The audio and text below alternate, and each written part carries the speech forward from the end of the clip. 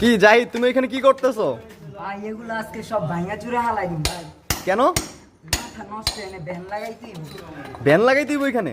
জি ও আচ্ছা, এই যে দেখতে পাচ্ছেন আপনারা আমাদের এক কাজের সাইডে আমার এক ছোট ভাই, দেখেন ইট সব ভেঙে ফেলতেছে, খুব রাগ হয়ে গেছে সে। এখানে 3টা ব্যান লাগাতে হবে ড্রেন লাইনের জন্য, যাতে পানি এবং ময়লা যা আসে সব আমাদের পিটের ভিতরে পড়ে যায়। তো সবাই জাহিদের জন্য একটা লাইক করে দিবেন ভিডিওটাতে, আর চ্যানেলের সাথে থাকবেন, অবশ্যই অবশ্যই করে একটা সাবস্ক্রাইব করে দিয়ে যাবেন। ধন্যবাদ।